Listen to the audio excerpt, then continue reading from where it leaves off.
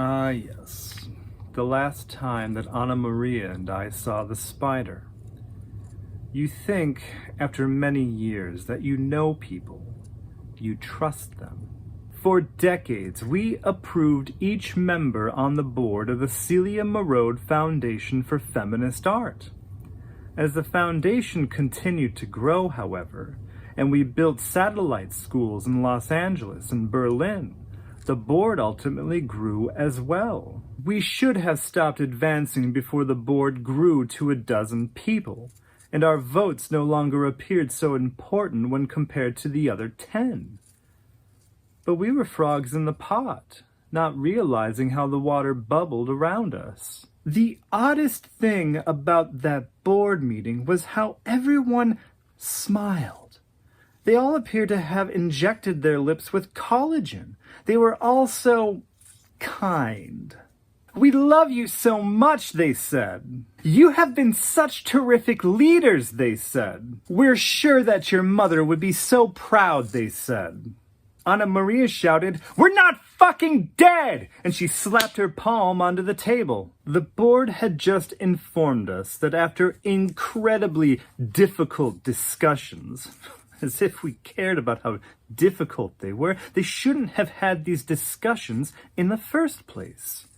The board had voted unanimously to force us out of our co-directorship. We would be removed from the board. We would have no official say in how the foundation continued. They said, "We want you to know that you're obviously welcome here whenever you'd like to visit. We know that the girls have always loved you, and we'd love to hear your input." Anna Maria shouted, "This is our foundation!" and slapped both of her palms against the table. Normally, I'd hold her arm back, asking her to please calm yourself, but I was too stunned and angry to even speak. We should have known it was coming.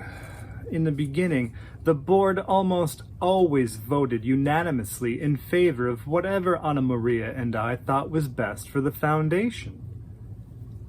As time went by, 2 or 3 people might vote against our wishes.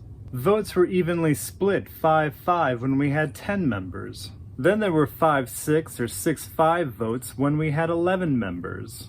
And once we had 12 members, the votes steadily moved from 6-6 to 5-7 to 4-8 to 3-9 out of our favor. We did not want, for instance, to open the Berlin school. We still had so much to do here in the United States. But that decision, like so many others, was no longer ours to be made. I never thought that we'd regret writing a contract where nearly all of the proceeds from future leftover funds would belong to the foundation. Anna Maria and I left the boardroom at a loss for what to do next. We could not simply leave. We walked into Mother's studio and slowly circled the spider. It stood unmoving. It wouldn't create another leftover fund for another month. I wanted to beat my fists against the glass protecting the encyclopedias of codes. I wanted to tear the volumes off of the shelves and rip the pages into shreds. I wanted to take the spider home with us. I wanted to take the books home with us. But I felt helpless. Instead, we walked into the small dormitory to say goodbye to the current class of girls and boys. We always made a point to get to know them, even if we couldn't be in Chelsea for much of their semester, and we still did final interviews with all of the applicants up to that year. We had watched each year's class continue to make more work, to say things that we had never considered and could not without them. When we walked into the dormitory, Anna Maria couldn't stand it anymore.